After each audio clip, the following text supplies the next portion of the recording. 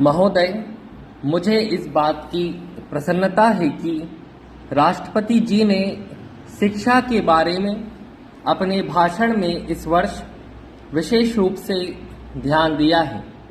हमें दुख के साथ यह स्वीकार करना चाहिए कि आज़ादी के बाद शिक्षा में जितना सुधार होना चाहिए था वह नहीं हो सका है। उसके कुछ भी कारण हों, आर्थिक हों या दूसरे, लेकिन यह हमें मानना पड़ेगा कि शिक्षा के क्षेत्र में अभी तक बहुत कुछ काम करना बाकी है। शिक्षा आयोग की रिपोर्ट में जो सिफारिशें हैं उनको तुरंत अमल में लाया जाना चाहिए था, परंतु ऐसा नहीं किया गया। इसके कई कारण हैं। योजना आयोग ने और भारत सरकार ने बुनियादी शिक्षा को स्वीकार किया है।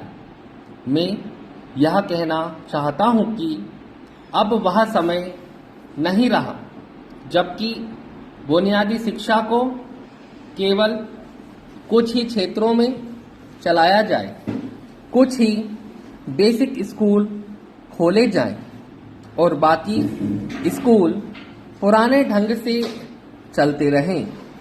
भले ही हम उस तरह से शिक्षा ना चला सकें जिस तरह से सेवाग्राम में चलती रही हैं, फिर भी जो उसका बुनियादी सिद्धांत है कि उत्पादन के द्वारा शिक्षा देना, उसको संसार के शिक्षा शास्त्री आज मानते हैं।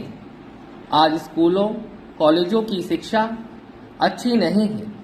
यह सभी जानते हैं कि आज की शिक्षा बच्चों को बेकार बना रही है। इसलिए मैं तो यह चाहता हूं कि जो हमारी शिक्षा हो, जो स्कूल कॉलेज हो, उनमें बुनियादी शिक्षा सिद्धांत अवश्य लागू किया जाना चाहिए।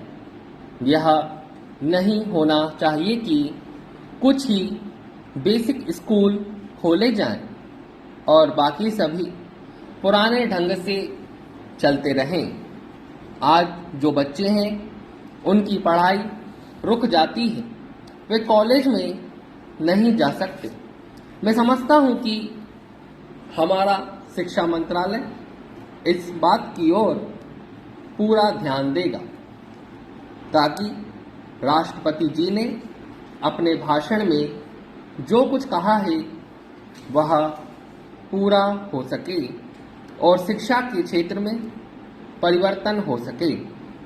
हम अक्सर यह कहते हैं कि जब नई सरकार आती है तो नया झंडा होना चाहिए, लेकिन मैं समझता हूं कि नई सरकार के आने के साथ नई शिक्षा का भी बहुत आवश्यक है।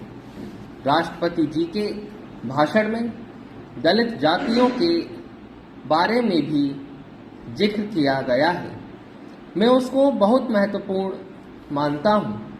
यद्यपि आज भारत स्वतंत्र है, लेकिन यदि हम हरिजनों की तरफ और जो अन्य जातियां हैं उनकी ओर ध्यान नहीं देंगे तो केवल सामाजिक ही नहीं, राजनीतिक समस्याएं उत्पन्न हो जाएंगी। मुझे खुशी है कि आदिवासी भी राजनीति में भाग लेकर देश को उन्नति की ओर ले जाने का प्रयास कर रहे हैं।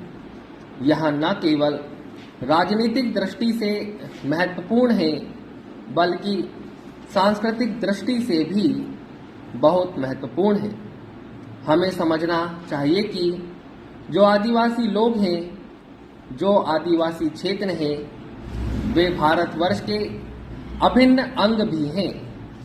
हमें उनको यह भी बतलाना चाहिए कि सारा देश उनके कल्याण के लिए और उनकी भलाई के लिए प्रयत्नशील रहा है।